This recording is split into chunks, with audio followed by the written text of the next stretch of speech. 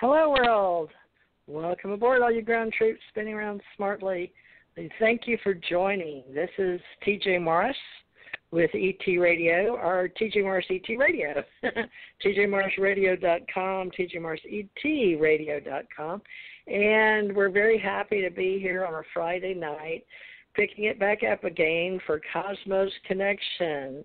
And we've been working with this location, with Blog Talk Radio, since June 3rd, 2012, with Janet Carol Lessin, my co-host.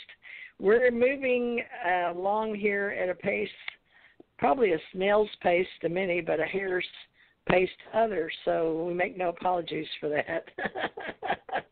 So take what you can and leave the rest today, because we've got a very fascinating young lady, beautiful woman, very beautiful specimen, and very professional.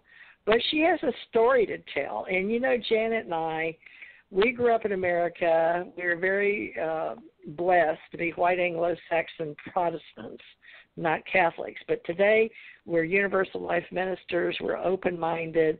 We're all about the unexplained and the journey of all of us, especially women. So Torah is a woman that's written a book. She's going to tell us her story. She's young enough to be my daughter, and yet brilliant. And I can't wait for her to tell you her story. She's left the world behind of the Amish people, and her journey's been very hard.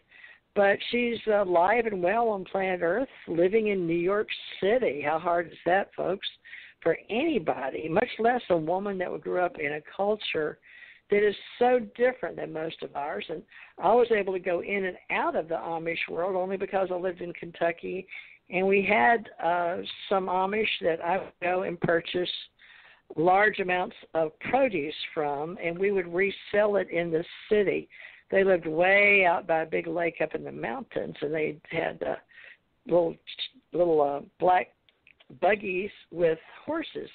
And they treated their horses so good. It was absolutely beautiful. So I understand that one of my grandmothers were Mennonite. So when I grew up, the little girls wore dresses and stockings and weird-looking shoes and little caps on their head, my cousins. And when they would come over, they were my cousins, but they were Mennonites, not Amish. And so there's stories about my great-grandmother hanging up her petticoats. I guess it was during the World War. So that's my limited understanding is why I'm so excited to have her. Now, Janet Carol Lessin and I had her on our Cosmos Connection on another studio station called Cosmos Connection, but we've moved it back over here. Mike Ringley has it, but he takes 2 weeks before he'll release the copies to us. So fortunately, Torah took a liking to us, and we like her too. So Janet's been very kind to give me a long printout. And Torah, you may want to see her pictures here at Blog Talk Radio, TJ Morris ET Radio. And if you want to call in and ask her questions, I've only told one of my personal friends here in Gulf Breeze, but the call-in number is 347-945-7207, and we'll probably take a few calls if you want to call in towards the last, at least after the last hour. So maybe about, 5 or 10 after the hour. So it's 6:04 Central, 7:04 Eastern. And let me get my Janet on my, just, this is protocol. Get my co-host. I'm pushing the button, Janet. Janet Carol Lessin of Hawaii. How are you tonight? Yes, I'm great. It's a bit hot here in Maui, hippy dippy land today, but I think I know why. My fan isn't on over on the far side of the room, so the air just to one place, going around in circles. I have a big living room, and I have to put fans in each corner and get the air moving, or else it's real stuffy and stagnant. So, but I'm having a great time. I like doing these shows with you. I enjoy Revolution Radio. Like you said, they just started it's going to be 2 weeks before you can put it up. So So because of that and many, other reasons, but we're adding this, going back to doing our blog talks. We started that way. I have a lot of people, they come on, they want us to record a show with them, and they need it right away.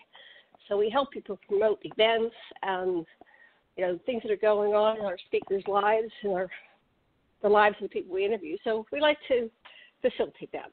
So I'm glad to be back here on Fridays on Cosmos Connection, and I look forward to today's show. Okay, I'm done walking around. It's very hot. Don't mind me.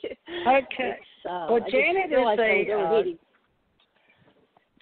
an agent, consultant, and organizer with myself, and she's actually been booking the shows roughly for the last 4 years, unless I was working with our association, our Universal Life, on Sundays. And we've always had that, so you know who we are, and we've always had our ACO club. If you're interested, we have ACOAuthorsBookClub.com. We have ACOAssociation.com, and then I have AscensionPsychic.com. And my name is Teresa J. Morris, but the show's name TJ. My publisher at UFO Digest suggested I use TJ Morris with ET after it, and bless his heart, he's passed. And that was while I was really promoting the UFO industry, and we still do with UFOassociation.com. Jan and I have aliencontact.org, but we're really promoting the Stargate to the cosmos. If you go back to the beginning of the blog talk here in the archives, go all the way back to June 6, 2012, for the first 3 or 4 episodes, all it was Janet, me, and Tommy, and Dr. Lessin, and Lynn Caston, and Apollo talking about having a gathering. So we're still working on that, October 25th to the 28th, and we may talk a little bit on the hour just to give us a break. But Janet, without further ado, let's get Torah on here to introduce herself. Do you want to read her bio for her? Is it better to let you read a little bit of it? Up, so I didn't bring it up, and why don't we just have her? All right. Well, tell herself about tell us about herself, yes. All right. She's got Torah, TORAH, Torah Bontrager.com. And she's the author and memoir of An Amish Girl in Manhattan. And she escaped from, she uses that lightly. That's what's going to be so fun. But she was an Amish girl and became the first Amish person to graduate from an Ivy League school, Columbia University, very prestigious in the New York City area, or maybe it has the New York City address. Her story's been featured on MTV, Tim Ferriss's blog, Forbes.com, and Huffington Post. And she's an entrepreneur, and she's paying her own way in life. So let's hear about this wonderful woman and get on with the show. So here we go. And then, Janet, you and I may be able to ask a question here and there, but let's see. This is not going to Torah, you're live and on the air now. Will you tell us the proper way to say your name? Hi, Torah. Tell us how to say your name. Oh, and you've got some feedback there, TJ. I'm not sure what's going on. I'm going to, you might want to mute me while you're talking because we're getting a lot of feedback. Okay, am I on? This is Torah. Yeah. Just if you're sitting in front of a computer, turn the sound down. It's got feedback. Can you hear me okay? Yeah, we can hear you fine, but it's like an echo. It's usually because the are you on your cell phone? No, I'm on my computer. Oh, well, you'll have to turn your sound down if you're on the show. Are you? You're not. You don't have your phone. You just have to talk on your phone without looking at the show or having the show turned up. Do you have the volume on your computer? Does this help at all? Does this change the volume? It changes the feedback loop. Or the feedback? Because you had an echo. Okay. Yeah, I don't know what you did. I'm using the earbuds in the computer, so hopefully that'll solve the feedback problem. Okay. Janet, what's she sound like now? Go ahead and talk for a few minutes, Torah. Tell us how to say your name. So my name is pronounced Torah Bontrager. The last name is pronounced Bontrager, and it's 100% Old Order Amish. Anyone who has this last name comes from the Amish at some point in time. So very Amish. Hi. So that right there Amish. will tell people. I That's wanted right. to say that it sounds for me, your voice sounds very tinny. Could you just take off the earbuds for just a moment, and we'll see if that's any better? How does this sound? How's the sound now? That sounds actually. She better. has an echo. It's a lofty sound because she lives in a high ceiling place, don't you, Torah? It's a very echoey I'm not hearing sound. the echo now. Let me just Torah, go 1, 2, 3, 4, 5, 6. I'm not hearing the echo now. But try that again. 1, 2, 3, 4, 5, 6. 1, 2, 3, 4, 5, 6. Check there. No, not getting the echo now. Perfect. Awesome. Yay. Our technical, okay, now folks. We should have checked it before, but since we'd already done a show, I apologize. I didn't even think that we may have a technical or sound, but it's fine now. So now, moving right along, why don't you say your whole name and was that your birth name, and go into your Amish story, because you heard your intro, but mentioned your book and An Amish Girl in Manhattan. But wow, this is exciting. So let's start wherever you want, Torah, but please say your complete name, author, how you would describe yourself to the listening audience, because some people may want to have you on their shows as well. So your official intro, if you don't mind.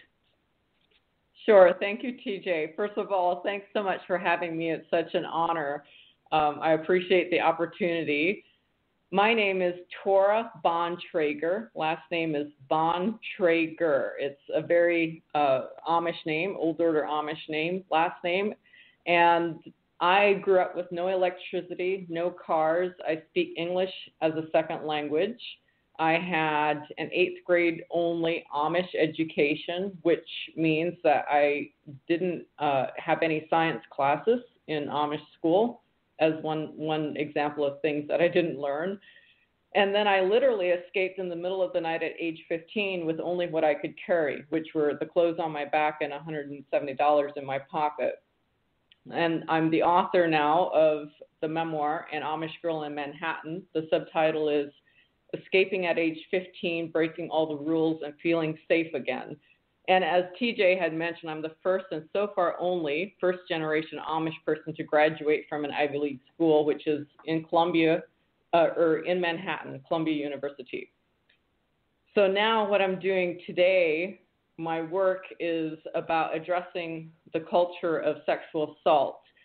I think that we're pretty aware now as a whole in society about the issues of sexual assault thanks to the Me Too age.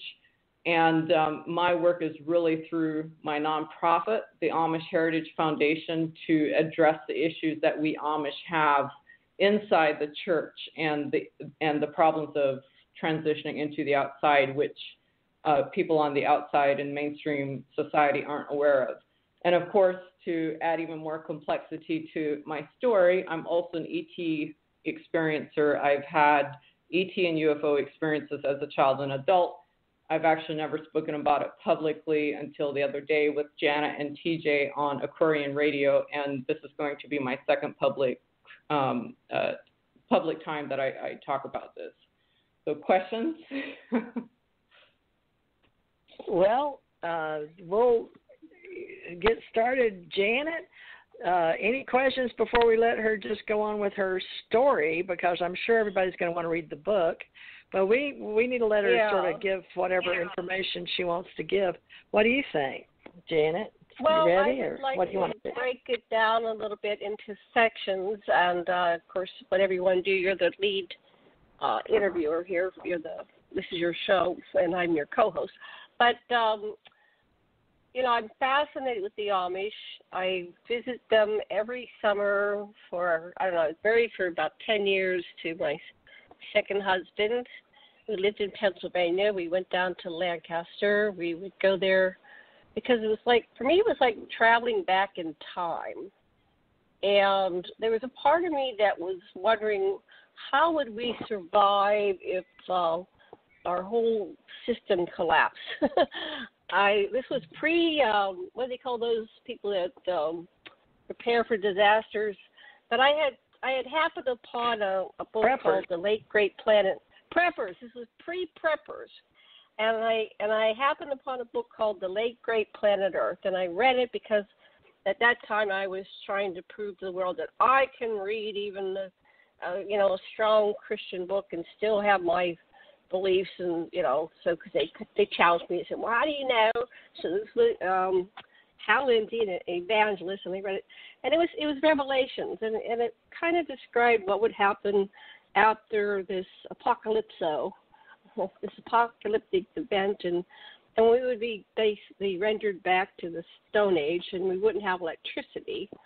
And so I used to go study the Amish. It's like, well, how do they do it? How can they, they feed themselves, and they seem to have happy, wholesome lives. And, of course, as the outsider, I didn't know the internal politics. I think I even had to go to, and you can verify this for me, Torah, do they ever have open, like, church things? I remember there was some kind of thing we went to that was open to the English, was outside, and it was some kind of, I don't know what it was.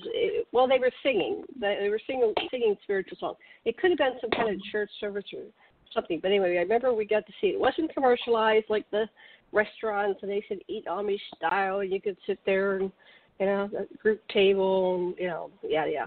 So anyway, I was fascinated, and I didn't realize why I was fascinated until I kind of thought about it, and then I remembered, oh, yeah, because back in the 70s, I read about the late Great Planet Earth, and I was curious how the world would adapt, and the Amish seemed to never skip a beat because they never went into the world of technology, so they weren't really programmed to use technology. They knew how to raise enough food to feed themselves with just an animal pulling, getting feedback again, pulling some kind of manual equipment, and they did have some things with motors. I don't know. I was very confused. So I guess my first question is, you were saying in the last show that there are various types of Amish, and they have varying levels of technology. I didn't know the Amish I was looking at, they didn't have buttons, but they were allowed to have straight pins or something like that. And they didn't even have buttons? Little, are you sure? Wow. Yeah, I remember I was shocked that there's no buttons. There's no buttons. And maybe it wasn't all of them, but I hadn't really noticed, and then I go, how are they holding their clothes together? I thought pins would be awkward because you'd eventually stick yourself. Anyway. Huh. And then, let's see what else do I remember. The ones that I was observing and hanging out with had kind of they were allowed to have bright-colored shirts. The men had the or bolder color shirts. They didn't use pastels. They were solid colors. And I'm trying to remember what the women wore. But I don't probably think they were all colored, one color. Gray, pale blue. The guys, and she can get into this, folks. We're going to let Torah get into all this because she briefly mentioned it last time. But now our guys in Kentucky wore jeans made from denim jean, but they sure didn't look like the kind you bought in the store. The pockets were different. They wore suspenders, and they had a blue, I don't know if you call it royal blue, strange color blue. And the women all wore something, I don't know what you'd call it, but they had more than, you talked about Torah the cap. So I guess we're going to start with how we see them with our eyes and why the different communities wear different colors, Torah, if you don't mind. Sure. So within the Amish, there's a range from very conservative to more modern or liberal, and by that I mean in terms of material possessions or what they allow in terms of technology. It ranges from very conservative to more modern. The conservative end of the Old Order Amish, so I'm only speaking about Old Order Amish. Now, there's also such a thing as Schwarzenegger Amish, Swiss Amish, New Order Amish, Beachy Amish, Amish Mennonite. We won't go into any of those. The Old Order Amish are what are the original Amish in terms of when they broke away from the Mennonites in the 1600s. And how you can tell the difference as an insider, as a member of the Amish, someone who's born and raised, is by looking at their style or of dress, or their basically Amish fashion. What kind of fashion are they wearing? Like what colors are they wearing, and what's the style or patterning of their clothes? So, for example, the brighter the colors are, the more modern that person is. And the ones on the very conservative end normally do not allow bright colors. You will see them wearing dark blue, maybe royal blue, might be the brightest color, lots of grays and dark greens maybe. And in terms of grays, I don't think they might not even allow gray. So it'd be brown, dark brown. For some reason, gray is a color that isn't allowed. I don't know the answer as to why. That's just one of the things. But you'll see a lot of browns, dark blues, and maybe dark green. That depends on the community. And then you'll also, in terms of buttons, as Janet had mentioned, the women are not allowed to have buttons. They fasten everything with straight pins, like sewing pin or a tailor's pins, how a traditional tailor would what they would use when they're making clothes. And the men, however, on the other hand, are allowed to use buttons, although certain types of Amish on the very strict end won't allow that either for the men. They will have to use what's called hooks and eyes. And I don't know what that is, how to explain that. If you're not familiar with the term, just look it up, Google it, and there should be pictures or an explanation. In no case are you allowed to have zippers, neither the men nor the women.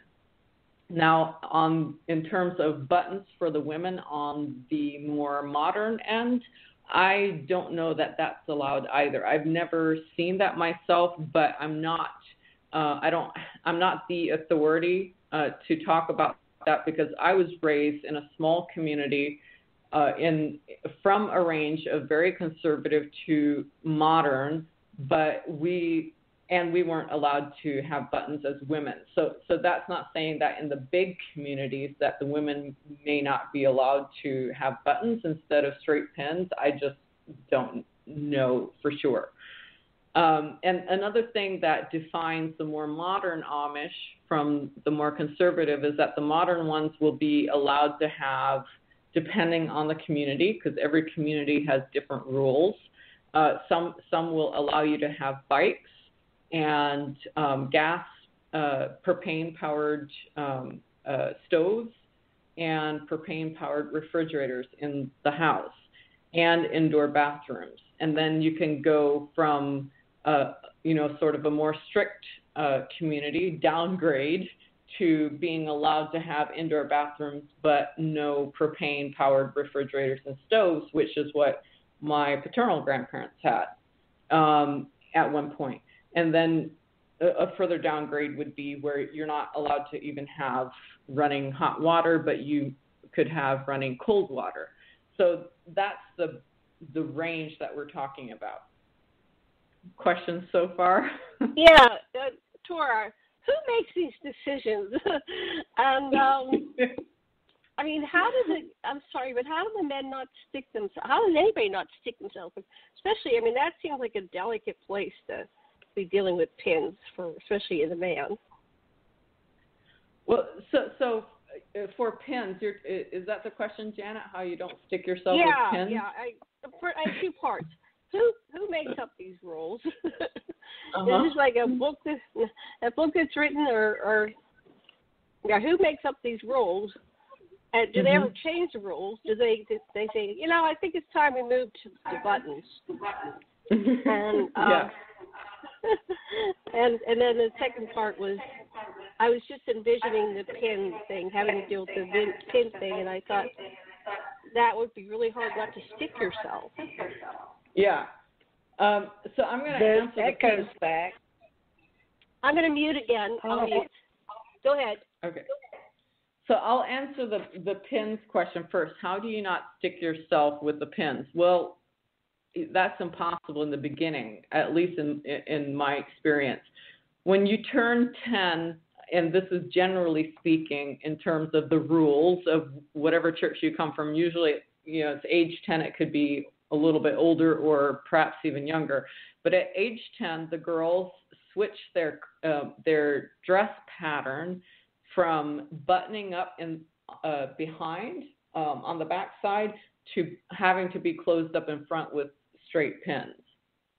And that is, in the beginning, to learn how to wear straight pins. That's a skill that you have to learn. The buttons or the pins used to fall out all the time. I would be cooking or baking something, and I'd have to constantly keep an eye on the pins to make sure that they didn't fall into the cookie dough, for example.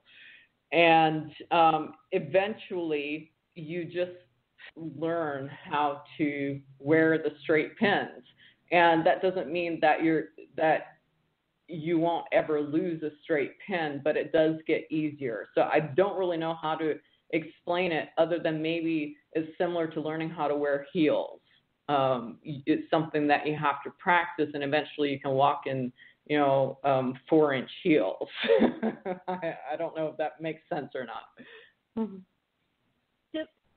Do they have those pins on baby clothes? And how do babies not end up, sticking themselves? The babies don't wear straight pins, so they wear buttons or hooks and eyes, depending on the community. Their clothes are fastened with buttons or hooks and eyes. It's only the women who wear straight pins, and only from age 10 onwards, or it might be a little bit older, depending on the community's rules. That's when they determine that the girl is now becoming a woman. She's going through puberty. Now it's time for her to change her dress, her fashion, from being buttoned up through the back to being buttoned up through the front with straight pins.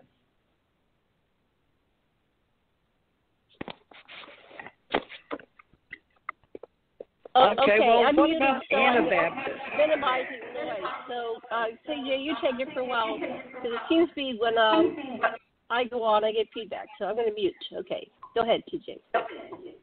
Yeah, that's real interesting, Jan. We haven't had that for years. But you didn't call in on a computer. Janet, I know you called in on your phone, I guess. And I called in on my phone, and so yes, but now it may be because you're echoing. Yeah, Do you have your sound up on your computer? I'm going to mute because it makes it worse when I'm unmuted.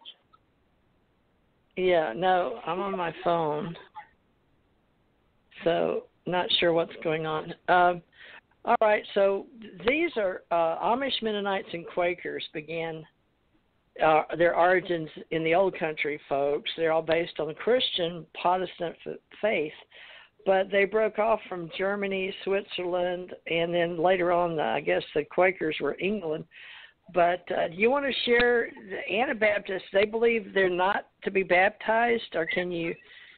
You mentioned the New Age people, but they have New Age Amish too. So the term is New Order Amish, not New Age. So what New Order means is that they're allowed to have electricity and cameras.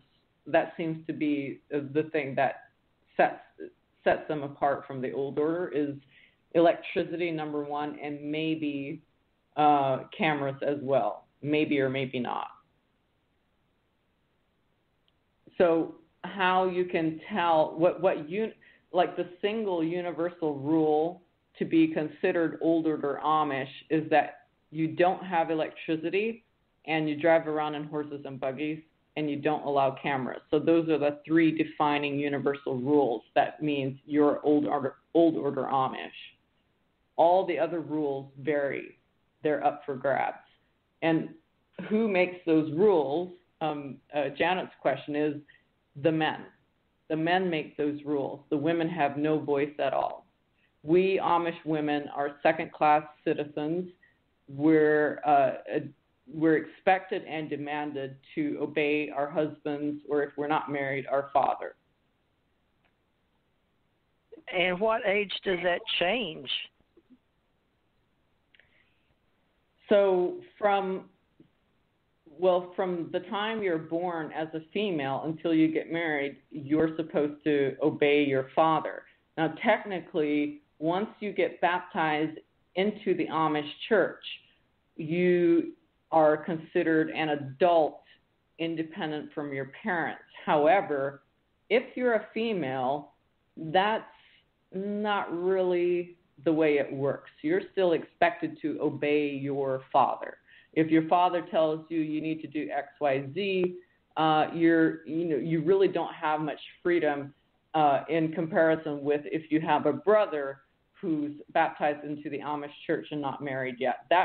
The boy has free reign. The boy is considered fully independent, and the female is never considered independent as a person. She's always under her father's rule as a single person or under her husband's rule as a married person. Now, it's my understanding that the Amish, I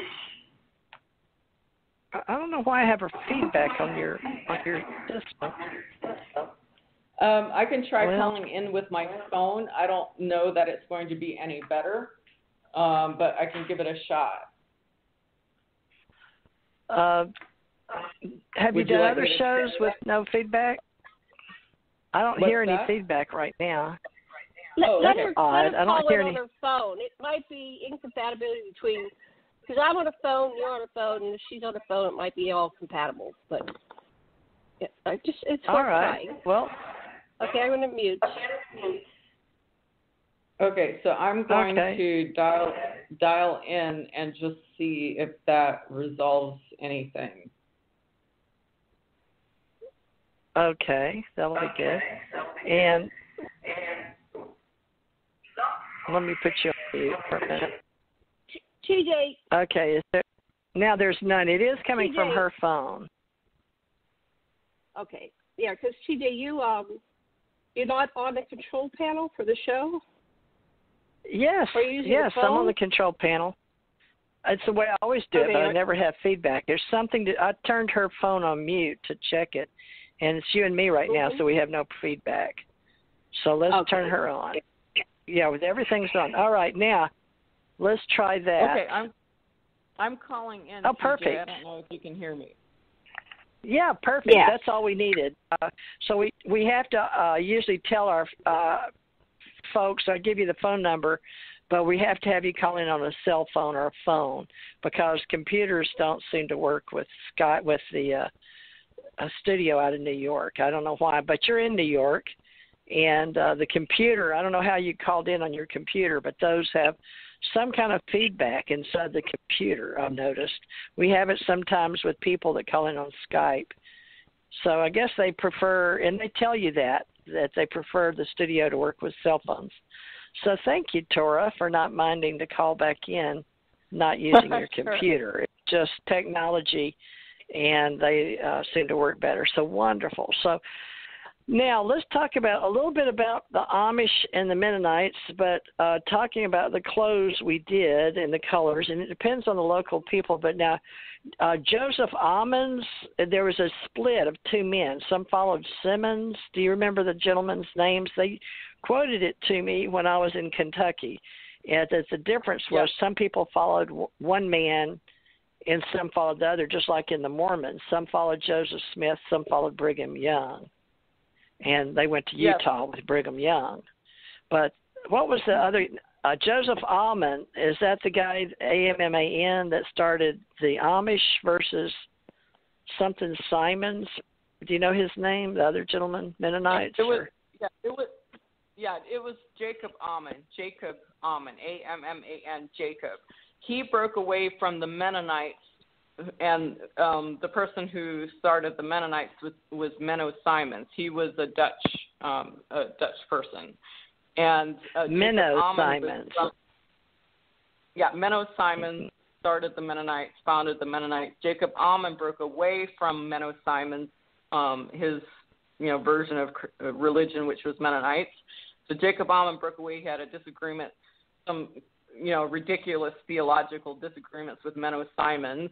And Jacob Amman was from the Alsace area, like the border between, or the area between France, Switzerland, and Germany, that region.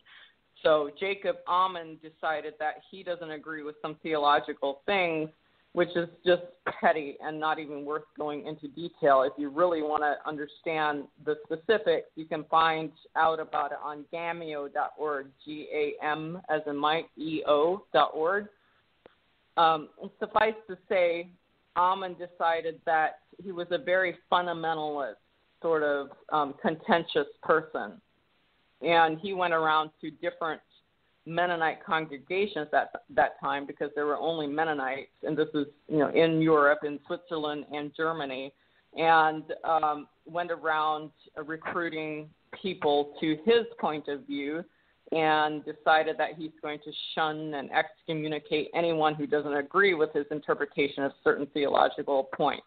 And that's how the Amish started, and that's what we're founded upon. We're founded upon petty, contentious theological differences. Well, they didn't believe like the Catholics, nor did they believe in baptism. They were Anabaptist, meaning anti-baptism, right? No, Anabaptist means one baptism, not anti-baptism. Anabaptist means one baptism, which means the Mennonites come from the Protestant Reformation thinking that, or a certain subset of it, that did not subscribe to infant baptism. So the Mennonites and other Anabaptist groups, they did not believe that infant baptism was valid. They believed that one should make that decision when one became an adult. So they considered if you were baptized as a child, that didn't count if you converted over to the Anabaptist way of thinking. So you became baptized, rebaptized as an adult. So most people don't even understand the religions, period. In America, I grew up Baptist, and I just assumed everybody was a Baptist. I didn't even know there was Methodist or Lutheran or Episcopal or Catholic, because I lived in Monroe, Louisiana, and everybody was a Baptist. So we had the Southern Baptist Convention. It's really strong in Louisiana and Texas for sure. So when my mother moved to Texas, it was still Baptist. But then my sister learned about the Catholics. So that was my first introduction to anything other than I heard about Baptist, Methodist, and then Catholic. I didn't know about Episcopal. We weren't educated in our world. Were you educated about all the different sects or differences of the Jesus story or the Bible?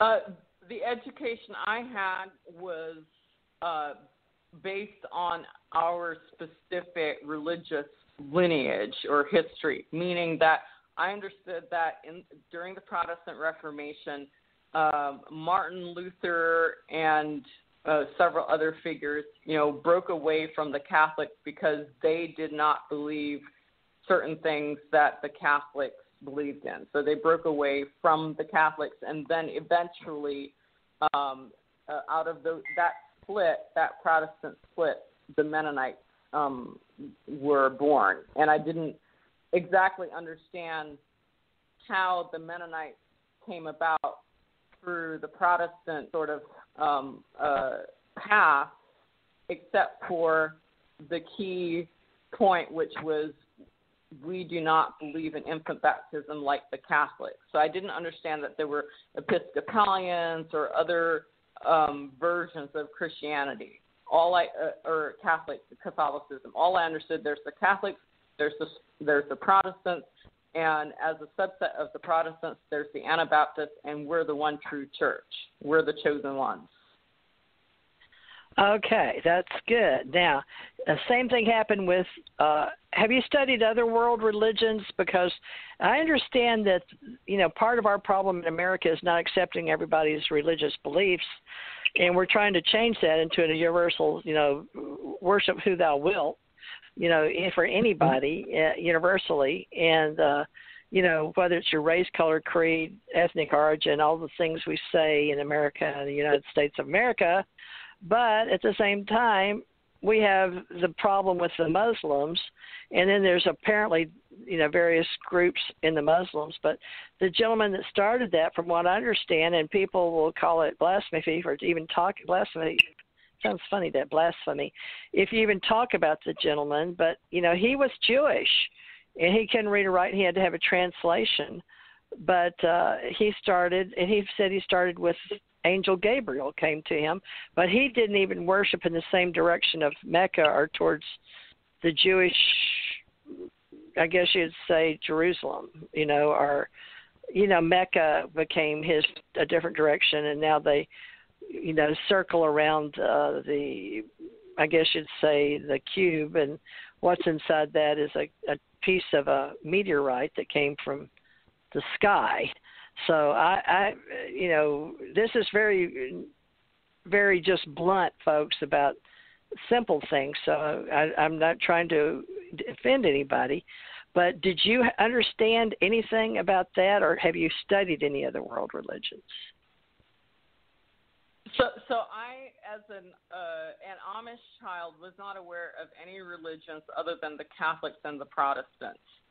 And once I escaped, that was when I sought answers. I went on a quest for truth. I thought that there was, the truth with a capital T, a definitive answer, an absolute answer, an ultimate answer that was true for everyone, for everything.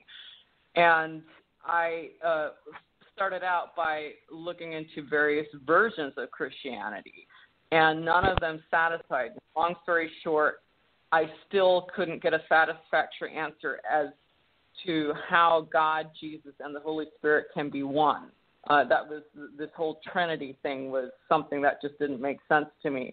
And there were other things that I just didn't resonate with, one of which was the Judeo-Christian God. That God character, I just couldn't, be on board with, because I read the Bible from cover to cover when I was 11 years old as a way to try to get answers as an Amish child.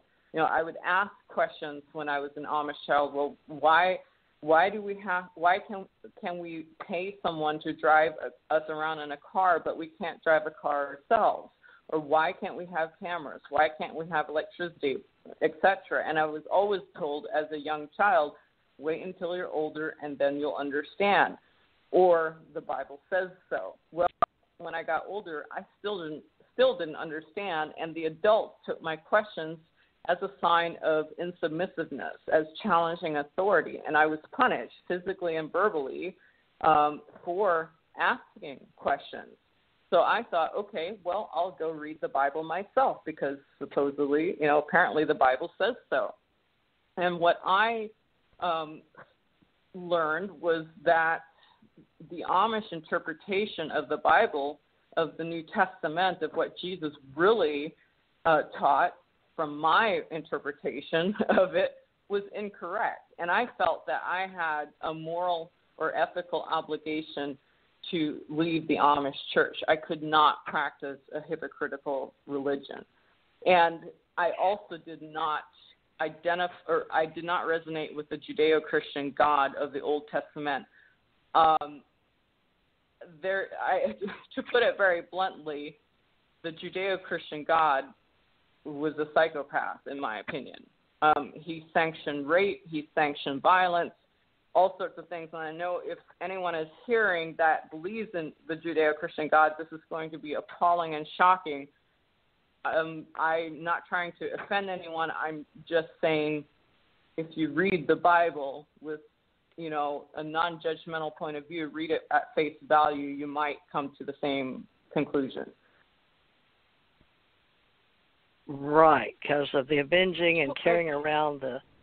Yeah, I think let's go into your story because you're right. We will offend a whole lot of people, but that's okay. We do that apparently on Sunday anyway because we break it down. But as strong women, we're entitled to read the words and use our own discernment, folks. So take it for what it is. We're entitled to offend people. We are entitled. Freedom of speech, for First Amendment of the United States of America. All right, well, let's go into a bit broader. Let's go into you being an American woman and breaking away, because it's very important that you thought for yourself, which apparently wasn't allowed for women and children. So you're one of the fortunate ones, whether it's a cult, Amish, Mormons, Scientologists. We could go on and on and on, folks, but you believe what you want. We're not telling you, we don't mean to offend anyone. This is an open forum and a platform for thinkers. It's what Blog Talk Radio is, exactly that. It's a blog about talking. It's a log for blogging. Look up blog and look up talk. But we are thinkers, and we're women, and I'm very offended by many women, including when I was at the Cancer Society sitting. It was very international, which I had been in Kentucky for roughly 20 years, even though I'd traveled the world before. But I'd forgotten what it was like to be in an international town, which folks are usually in America are like New York City, Chicago, even though Chicago is considered, it's on the border but it's considered a huge city. It's got an international airport. Houston, Dallas, Atlanta, Denver, New York, I said, Chicago, I said. I've got to think on the San Francisco, L.A. If you get what I'm doing, these are the bigger, huger cities that are hubs, and these are where the people come in from other countries, and usually lack of money, they don't get very far.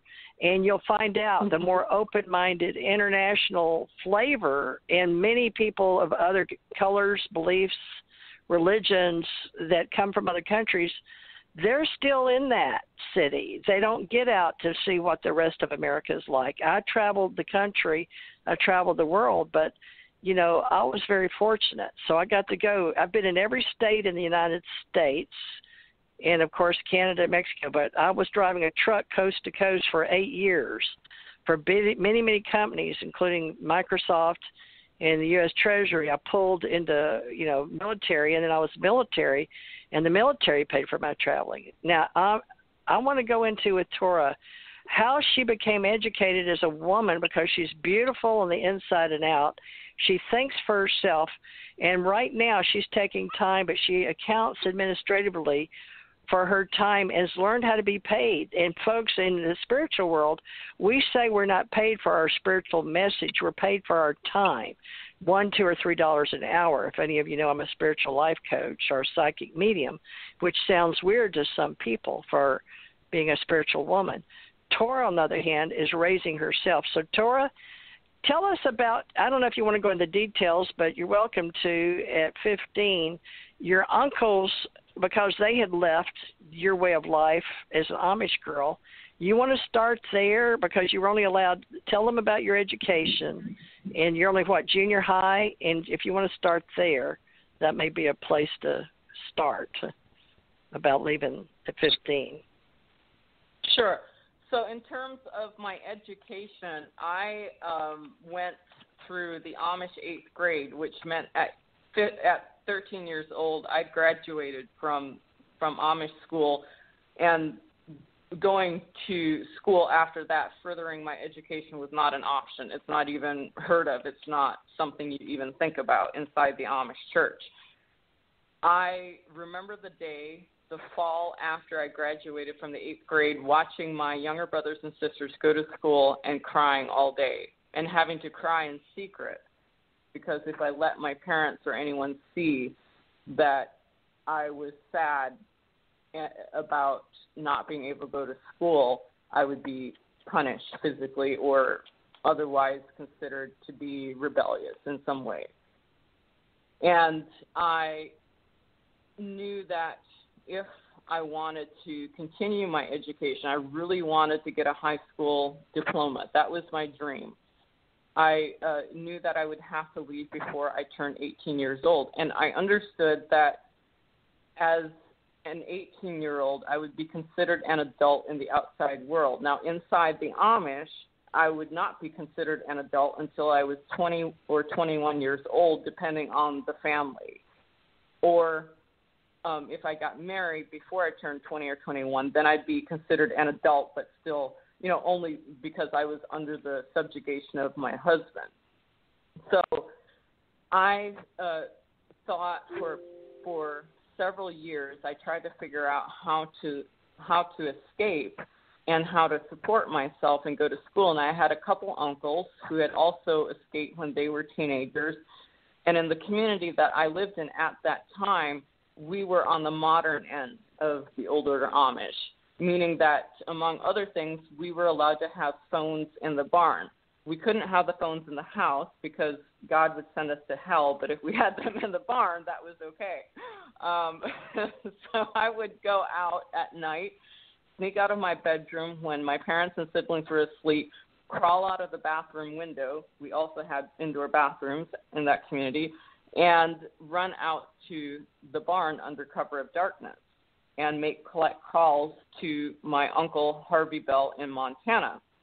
Now, I'd only met him once, but I knew he was my father's, one of my father's oldest brothers, and I knew that anyone who had left the Amish would help someone else leave if they could. That was just something I understood.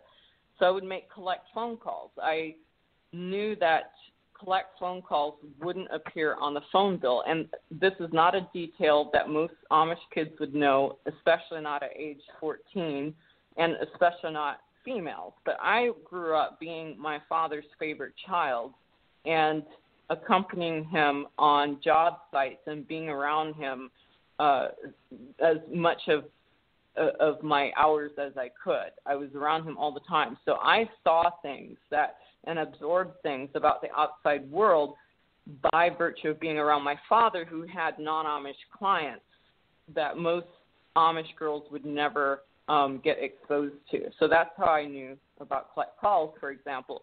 So I would talk to this uncle, Harv, and I felt that, he was the only person in the world who understood me. He understood why I wanted to leave. He empathized, I felt, with my situation, and he told me that, yes, I could stay at his place in Montana if I left. Well, I learned through him that I wouldn't be able to go to high school on my own as, for example, a 15-year-old or 14-year-old or any kid under 18 would have to have a guardian to go to public school. I don't know what the rules are now, the laws are, but at that time, that was the law, that you had to have your immunizations and you had to have a guardian, a designated guardian, if you went to public school. So I was stumped. I had to figure out how to leave before I was 18 and still be able to go to school. So one of the things I did was read the local daily newspaper. My father wasn't a farmer, and in some communities, in general, I believe across most Old Order Amish, you're allowed to get the newspaper if you're a farmer in order to check the weather and agricultural prices and so forth. But if you're not a farmer, there shouldn't be any reason that you have the local, the evil outside newspaper. But my father always broke the rules, one of which was getting the daily newspaper. So when my mother would take her nap during the day, I would read the paper because I knew this is how I would prepare myself for the outside to somewhat prepare for the transition, to get as much information as I could about the outside. Now, I don't know if you can imagine what that's like, but my only picture of the outside was a small little rural town in Michigan. That was it. It wasn't like I was reading the New York Times or the Wall Street Journal or, hearing things from the BBC. I was reading only things that pertained to that tiny little, I don't even know what the population was. I would have to look, but maybe, I don't know, 10,000. Well, are you allowed to say the city, or do you have to, because of your Amish clan, do you have to say near Grand Rapids, near Ann Arbor? No, it was Scottville, Michigan was the paper. I read the daily, or it may have been Ludington. So it was one or the other, Ludington or Scottville, Michigan. Well, what part of Michigan were you closest to? Canada or south, or no? Because I drove the state, so I'm trying to picture what part of the state you were located. It was north of Grand Rapids and Holland. I would have to look at a map to find it, but it was north of that and south of Muskegon, I believe. So it's close, like right near Lake Michigan. We could drive to Lake Michigan with a horse and buggy, which we did on Sunday afternoons. I mean, it was a bit of a trek, meaning like maybe 9 miles, but we did spend... Wow, so you were up near the Holland with the tulips, right? The city of, tulips out in the country, right? They had Michigan. I never saw the tulips in Holland. We were, I think, maybe 2 hours north of Holland. Oh, so you were between Grand Rapids and Holland? We have a road in between there? I don't know. I don't remember. I believe it was Bless north your of heart. Grand Rapids. I mean, that's so sad that you don't even know what part of you knew you're in Michigan, but this is such a simple question.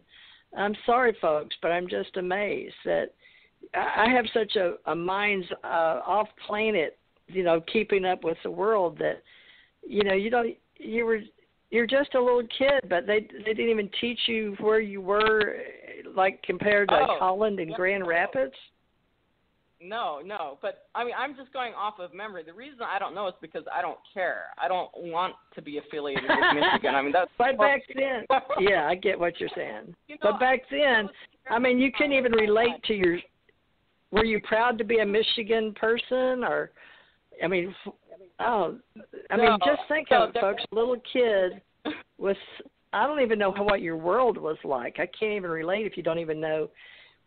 Just some little town, some little paper, somewhere maybe south of Michigan, Grand Rapids, and maybe north of Holland, somewhere. Well, actually, because you asked and you were so insistent, TJ, I've Googled it. I'm looking at it right now.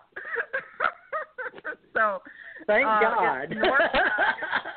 Maybe I shouldn't say that. All right, so this is so sad. I thought it was south of Muskegon, you ladies but are funny. It's south of Manistee, and north of Muskegon, and it's north of Holland. And I know Holland is like 2.5 hour drive, because I know that specifically because of a different story, which I won't go into now. But Muskegon is south of Ludington as well, like maybe about an hour or so. And then Manistee is north, maybe 30 minutes, 45 minutes, because these are little small, like, highways and so forth. It's not like you can drive very fast in this part of the state. So Traverse City is another place, another city that some people might recognize. And that's north. Let me ask you a question. Mm-hmm. Muskegon had the Muskegon Chronicle daily newspaper, okay? Did you read a weekly newspaper or a daily newspaper? I read a daily newspaper, but it was I believe it was the Scotland or Ludington. Don't quote me on it. It was one or the other. It's really tiny. I mean, Muskegon would have been considered a big town, big news. Wow. Yeah. All righty then. Well, Okay, well, I worked for a weekly in a small town in Ohio County for years, the Ohio County Times News, but there was about two men starting different papers, and I worked for the Ohio County Messenger that finally got bought out by this little town, Hartford, but Beaver Dam is where I wrote for years. So I get the small papers and and we had a lot of, people that were Amish or Mennonite around us in Kentucky. So I sort of get that, but I didn't realize how, I don't want to say backwards because they make fun of everybody from Kentucky. I wasn't even from there, but I got to see how cruel Hollywood treated people. Even recently, in the last day, I saw how they were making fun in a television show about saying he was given a role to be from Kentucky before they killed him, and he was like, Kentucky, and the girl says, yeah, I guess you can tell him you lost your accent going to college, making fun of the guy because he's going to be from Kentucky. Yeah. So how sad it is that people that are Amish children, and I don't mean this disrespectful, folks, but we're talking education or lack of it here. So you had you were hungry for education. You wanted to know more. Something inside you, your spirit, really knew something more than this. And being a woman and a child, to leave that, and oh my gosh.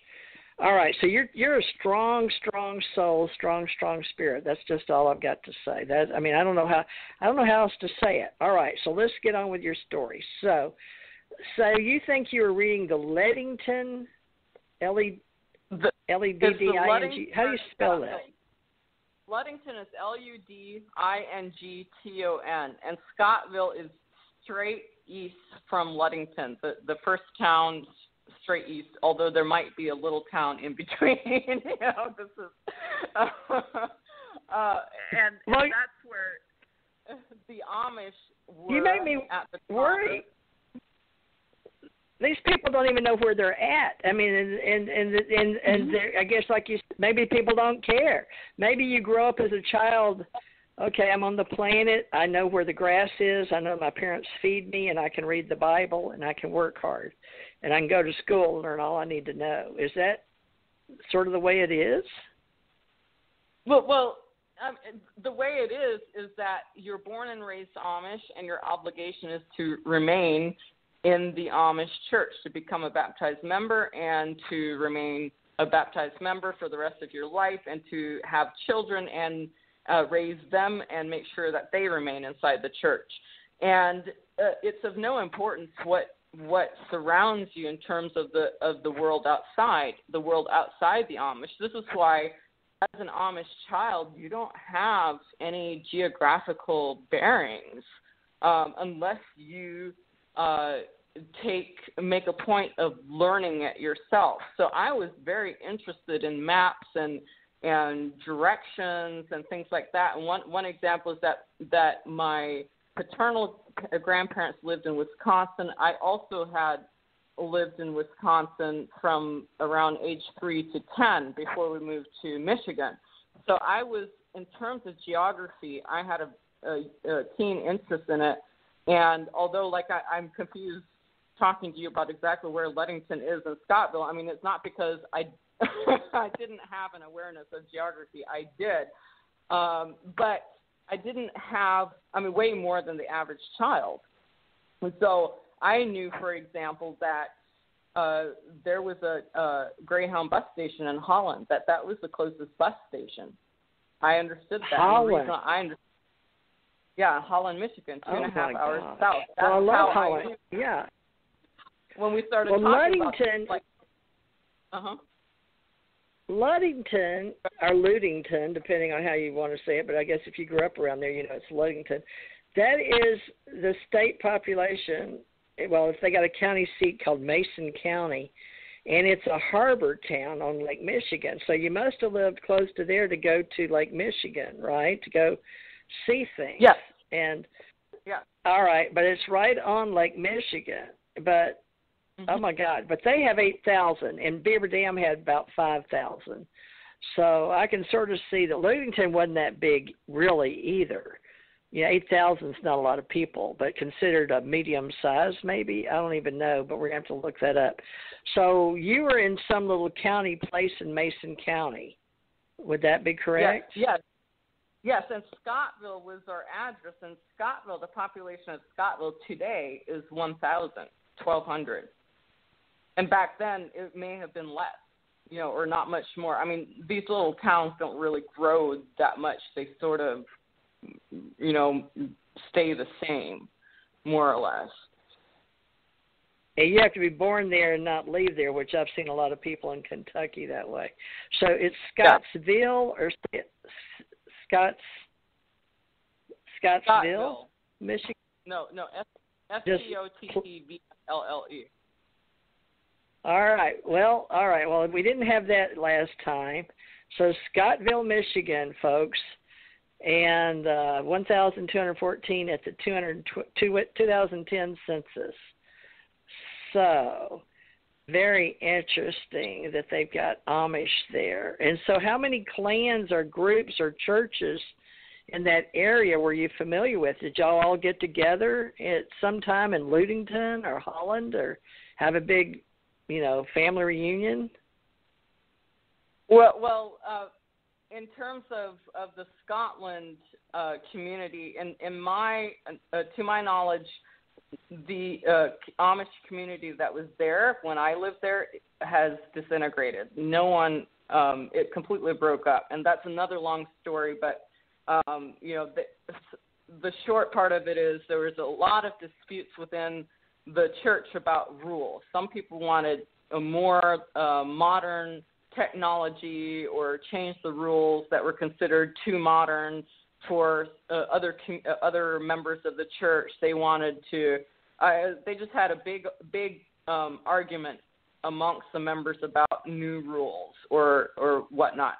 And what is typical within the Amish, when there's a disagreement about adopting new rules, the ones who want the new rules will move away. If they can't get it passed, they will move away to a community that has those rules that they like. And if there's a community that has the rules that they like, they'll start a new community. And whoever starts the community, that male is the boss who makes the rules. So back to Janet's question from in the beginning, that's how the rules are made and determined, is through dispute. Well, let me tell you about in the beginning the rules of your little town, which apparently it's very small. It's only like 10 miles southwest of the village of Fountain, 5 miles west of the village of Custer, city of Ludington. And it says that the city of Scottville is approximately 10 miles east of the city of Ludington. Now, that's if we want to believe what's in Wikipedia. But get this, folks, it's 92%, almost 92.9 white. Okay, demographics, 0.9 African American, 0.5 Native American, and 2% Asian. So, yeah. So talk about, and we're going to talk about the rest of the world and how we're doing with the browning of America and, what's going on in China and North Korea and all that. But what's so funny is you're American, and so am I. So, folks, let's look at this. We're all supposed to be basically majority. Let's just go open-minded, okay? 3 women here, 1 in Hawaii, 1 in Florida, and 1 in New York City. And we're 3 women, and we could tell you that we're all 3 white and white women, but we have a voice now, thanks to Blog Talk Radio right now. But still, we're 3 women. We have that in common. We're 3 white women. And then after that, we're Americans. And out of the 3 of us, even though Janet and I were out here, we may not have the academic schedule that you do. So let's go back to education. So far, that's all we have in common. Now, do you have a family and children? I had lost several husbands. I've had 4 children, grandchildren, great-grandchildren, but I've never had more emotional upset than trying to be back with family after 20 years of only being with my husband and my kids only coming to see me occasionally. But do you have family now or no? I don't have a blood family. My family are the friends I've chosen. I've had to create my family outside the Amish because once I escaped, I was ostracized, shunned by my parents. Neither my mother nor my father would ever lift a finger to do anything that would help me. In fact, I believe they have some sort of sinister pleasure in the fact that I was raped because they feel that God was punishing me. Well, that's what you get for having escaped, left the church, disobeyed your parents. They to this day have never reached out and acknowledge, express anything in terms of compassion for having, the fact that I was raped. So that was sort of like my last attempt at trying to establish a good relationship or somewhat amicable relationship with my parents. After that, I learned that it was just a one-way street. So from that point onward, that's when I really was able to just let go of that longing for parents, that, questioning why don't my parents love me, and that need sort of to have biological parents who accepted me. Like I realized that was just never going to happen for whatever reason, and that I would need to form my own family, choose those who are my family. And I've been fortunate to have found what I call my tribe, but it didn't happen until many years later, until close to 20 years after my escape. So this has been a very recent development, comparatively speaking.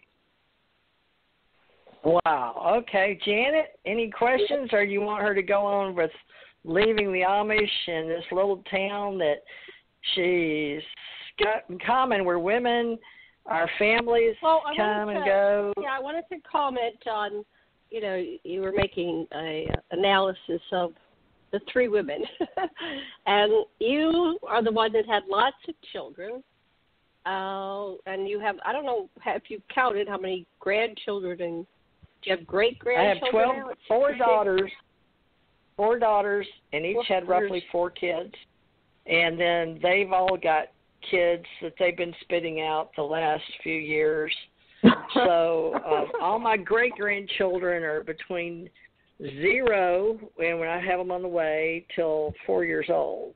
So I should be able to see, children, great-grandchildren, 3. I'm 4th generation. So to get 5 generations alive at any family is a big deal if you see 5 levels. But I had my kids at 15, 16, 18, and 21. So I was a very young mother. So, wow. But so other than that, women are. Do you know how many I can't count you have? I have no clue. Facebook. Go Facebook it's them. Like we don't know. We don't know how many great-grandchildren we have. Oh, that's amazing. No. Well, I don't have children. So here's another thing to look at. So I am white, Anglo-Saxon, Protestant. I do not really resonate with my faith of childhood. I'm an alternative researcher. I've gone pre-biblical back to pre-Sumerian to the Anunnaki, and I have an alternative theory of existence outside of the biblical construct. So that offends people. And I have no children. I wanted to have children, was not able to have children. And when I was 39, I left my family because it was so dysfunctional, and I moved from Pennsylvania all the way over to Hawaii to find myself because I was very sick, went to the pulmonary specialist, and the doctor said, you don't have long to live. And I realized that part of my being ill at ease and having lung disease was that I was not happy with my life. So, and my life hasn't been perfect, but I have a much better life than what I had. So Torah left to make a better life for herself. Janet left to make a better life for herself. TJ, you apparently left in the middle part of your life. I left for having a terrible divorce. Yeah, my husband was beating me behind the doors, and my mother had 7 of her own. We had this upper middle class look, you know, because that's what you did, and you kept everything behind closed doors in the 50s and 60s.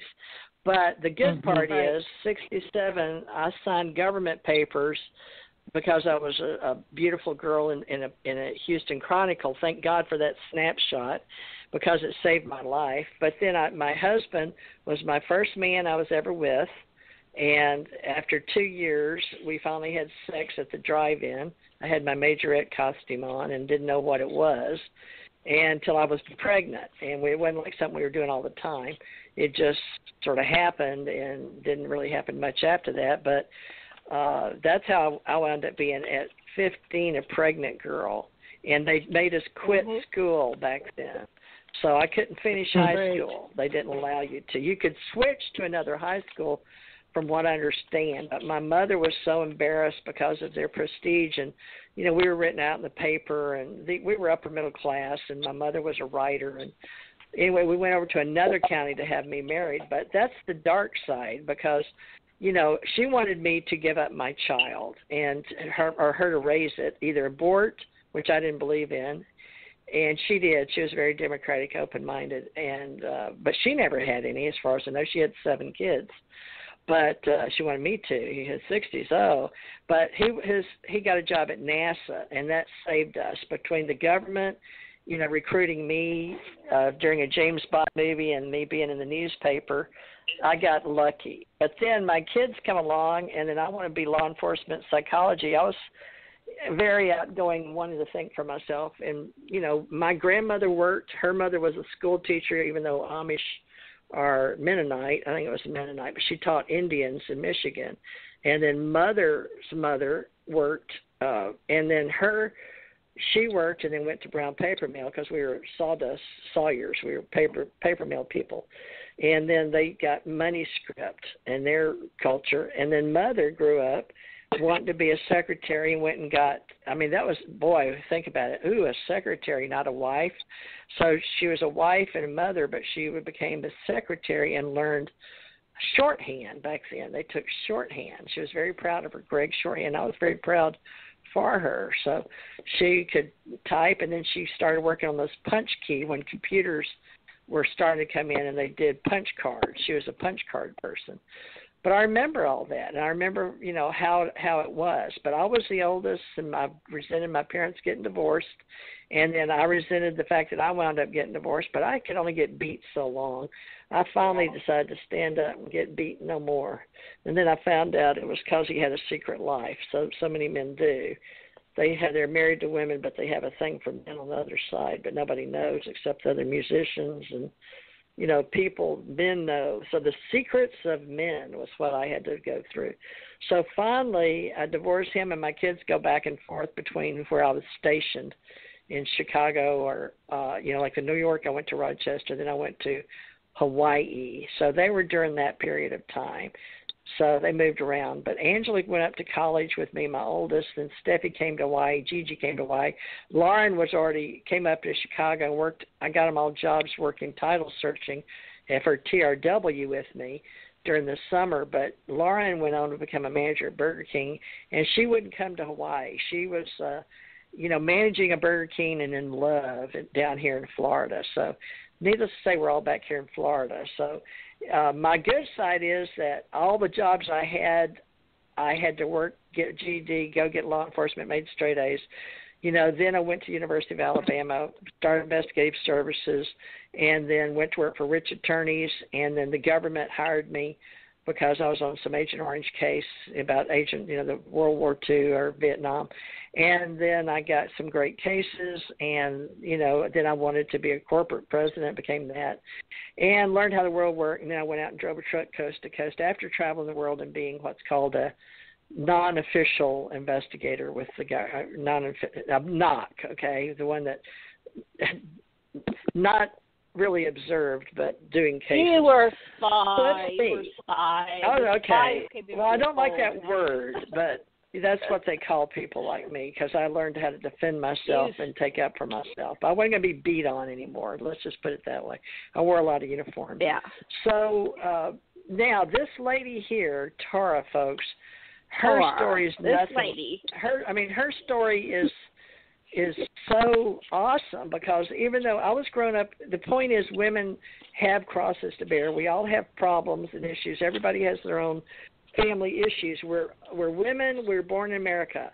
But listen, we're all different. So, Torah, back to you. You were able to go, and we all have had abuse and sexual abuse, Janet, me, and Torah. That could be a whole other story. That was the other point I wanted to make, is that, we all had extreme abuse. I had physical abuse and sexual abuse, and now I'm a counselor, and it seems like it's like almost 100%. That somewhere in the path of a woman's life, there's some kind of, at least it's inappropriate energy, like somebody lusting after them that's an authority figure that shouldn't be doing that, an older brother or father Men are or still uncle not or respecting grandfather. women. They don't respect so women's we really want boundaries. that to change. So I'm going to pass it back to you, TJ. But if you want me, I'm on mute, and just ask me a question. Give me a second to get off mute, and I will talk away. Okay, back to you. Okay, I want to see if the girl that I've met recently, she's like me, 3 months younger than me, but she and I talked today. We both have children that have ADHD, and she's been meeting a whole lot of spiritual women that are strong, and yet we have children with emotional issues. I had to tell my 19-year-old, I had to tell him no more. I can't do this anymore, and he's 19, and she has a 19-year-old son. So I was trying to see if she was here without cutting the show off, but I can't seem to get into my show right now. I wanted to see, why is this happening? This show, I don't understand. I don't want to cut it off, and I can't see her. So if you're listening, forgive me. I'm going to try to get over to my board. But Torah, what you're doing, I believe you're telling your story, and people need to read your book. So let's mention it, and I'm going to try to get in the studio. So let's, at this time, mention your book, and you're helping people. No, I don't see her. I just got back into the studio. So let's just go forward with Torah's story.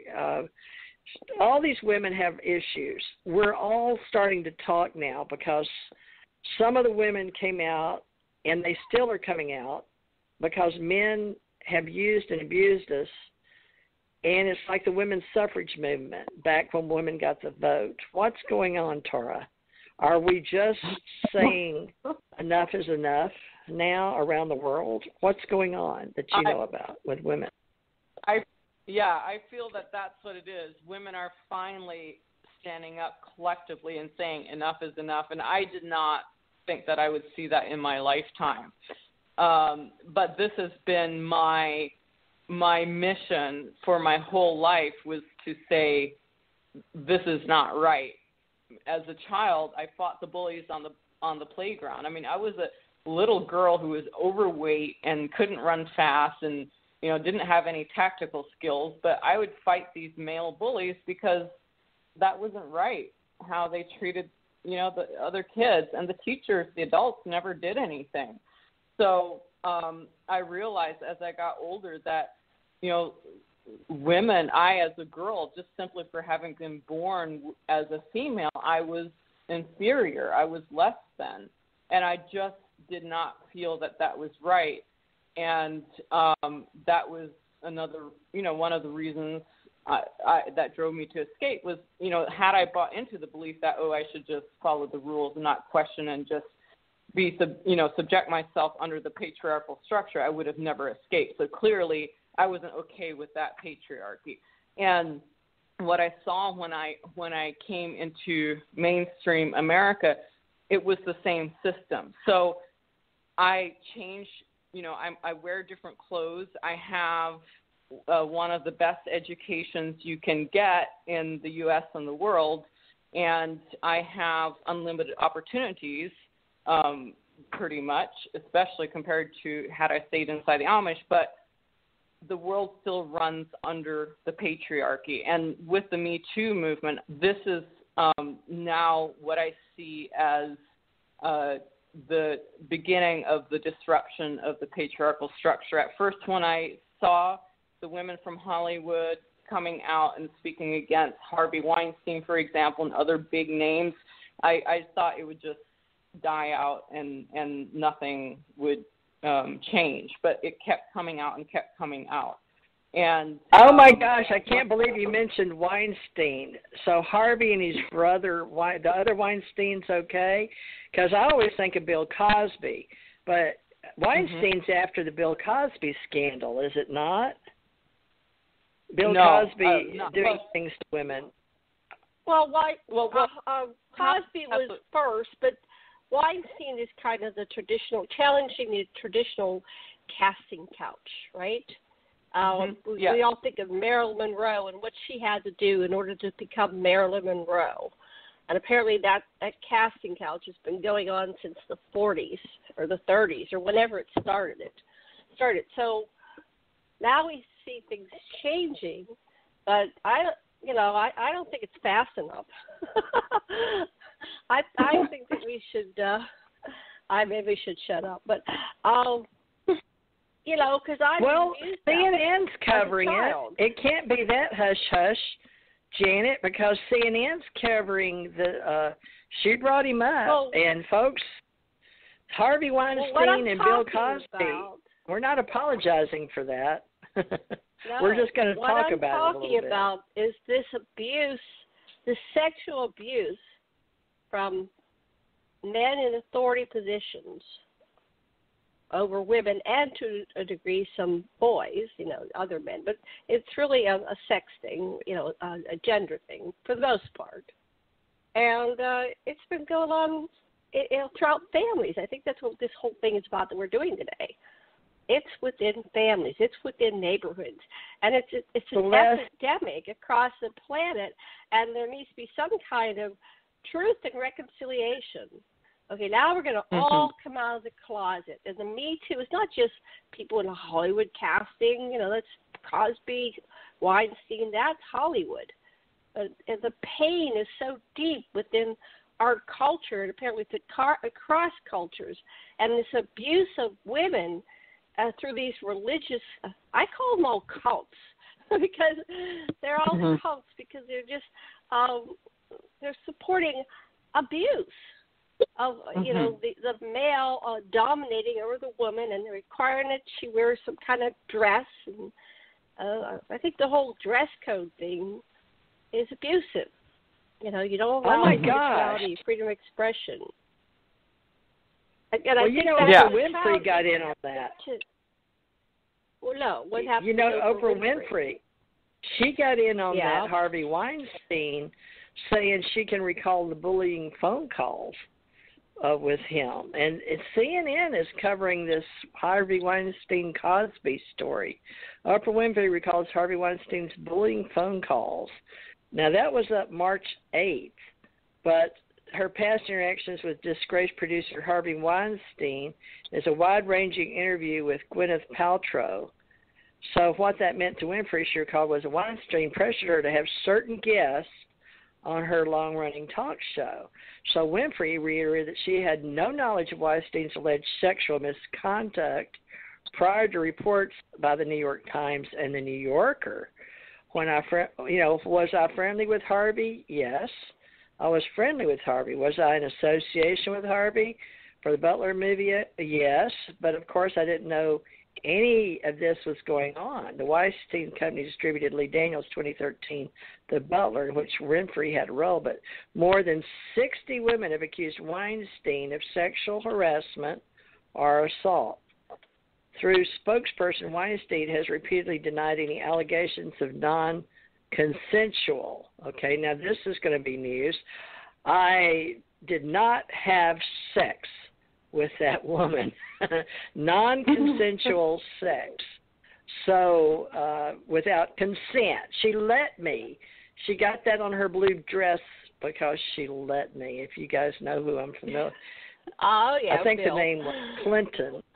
Bill Clinton. But see, So, all yeah, the you'd names think have we'd to get come up. out.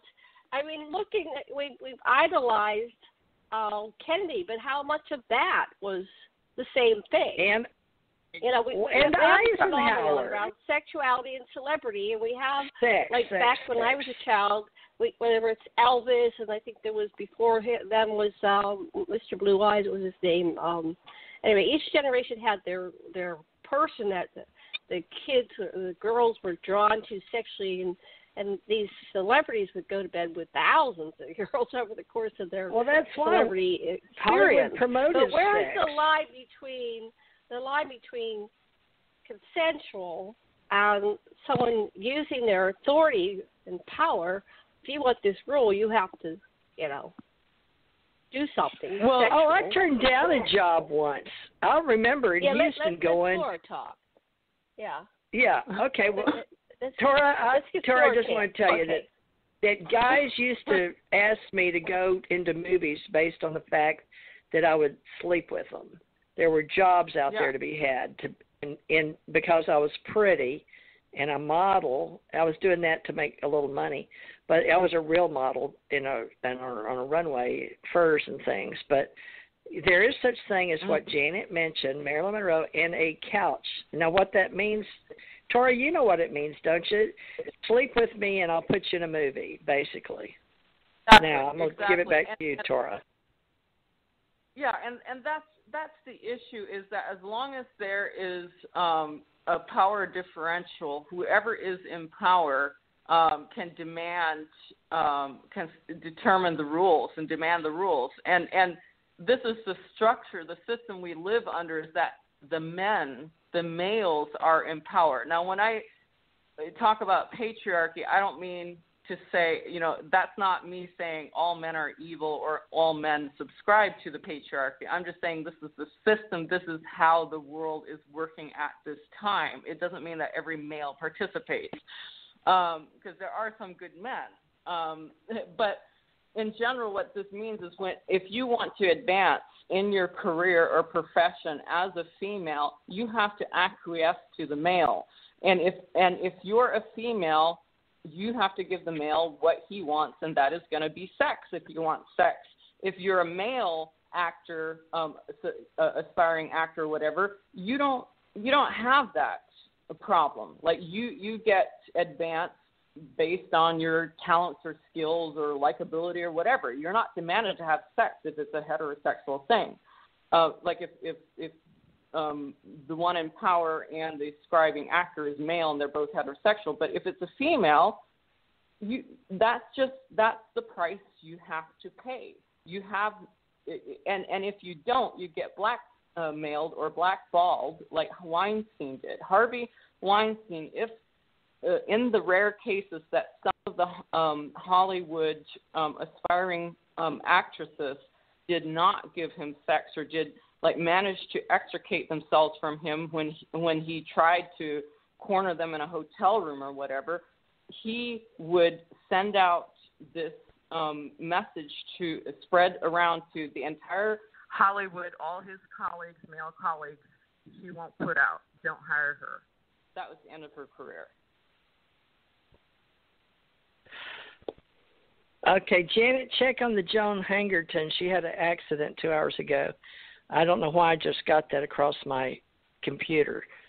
So I guess it's your friend. Facebook? But it's with I'll look at it. Yes, Joan. Okay, thank you for letting me know that. All right, that's why she... Okay, I just wanted to address that. Yeah, go ahead. Go ahead, Torah. What were you wanting to address, Janet? Okay. Yeah. So I don't know that... now. I've lost. So what's happening in Hollywood in terms of Me Too is no different from what's inside the Amish. It's the same problem. It's a patriarchal structure, women not having any rights, women being seen as objects or properties to be owned. That's the problem. As long as we're perceived to be a piece of property that can be owned, there's going to be sexual assault. Right. And we're going to have to get past that anything we want, because it used to be, I was very fortunate that I was respected as a strong woman But I was 5'11", I weighed a lot, and I was driven to be pretty, but mentally and physically strong. But I wanted and begged for education, but because I was held back because of my mothering as a mother of children in Houston, because I met the criteria for the size. You had to be 5'7" or more and, educated, which had, but I had 4 children, so I wasn't allowed to be a Houston police officer. So I went to Pearland and then Alvin and then on to investigating and going to Rochester and then going back to Newton Schwartz, attorney at law. And Percy Foreman, back from when I was a kid, hired me back in investigations, things like that. So with you, Torah, now that let's go into, we've only got 23 minutes left, but you can come back and we can discuss more in detail, which I would love to do some week, and just on how you changed, and what all you're doing with your life. But what do you want to do? Let's mention your book, mention how to get in touch with you, and talk about how you're helping women, because you need to get your message out, because Janet we're authors, and I've tried for years to talk about, let's do the woman thing, but now it's all out there. All women are going to be doing the woman thing. In other words, having being women with a voice. And I'd like to unite and associate those women, because Janet and I did an article with us being women in the UFO field with, I think, Paula Harris, and there's a group of women ufologists. It's not that big. Not too many of us go and participate in these groups like we should, but who's got time to do all this Facebook stuff? But yet you're doing something with your life about women. So how do you make your money, girl? Tell these women out there listening. How are you making it in New York? So first of all, I just want to mention my book again. The memoir title is An Amish Girl in Manhattan. You can find it on Amazon. Google it. You can find it on any electronic outlet, or TorahBontrager.com. You can even get free chapters if you go to TorahBontrager.com. And if you're interested in sharing your story, your sexual assault survivor story, I run a podcast which you can find on YouTube or iTunes. It's called The Amish Entrepreneur Show. And that's really, I'm the Amish entrepreneur, but the stories are all about sexual assault survivors or people who specifically offer services to sexual assault survivors. So my goal is to collect 1,111 stories of assault, and we focus on not the details of what happened to you, but how you process or are processing what happened, what tools you're using to process, and how you find meaning in your life today. So that's one of the things that I do in terms of women. And another thing is I teach memoir writing. There's a website that I run called leverageyourstory.com, and that's where I teach you how to write about your traumatic story, again, coming from a sexual assault background or other traumatic childhood abuse. And I go through and just teach you how to write that and put it out in the world. And I strongly encourage you to name names. Now, it's not always safe to name the perpetrators, but I encourage you to work towards that, because when we name names, that takes away the veil of secrecy behind which the perpetrators operate. It's only that veil of secrecy that allows them to keep operating and to keep holding their power over us. And again, it's not always safe to do that. I was under a death threat for over 13 years from my Uncle Harvey Bell. I couldn't even report what my Uncle Enos Bontrager did, who also raped me repeatedly, because if I reported Enos, I was afraid Harvey would come after me and kill me. So I understand the safety issue. But at some certain point in the journey, we have to name those names. And that just starts by simply saying, me too.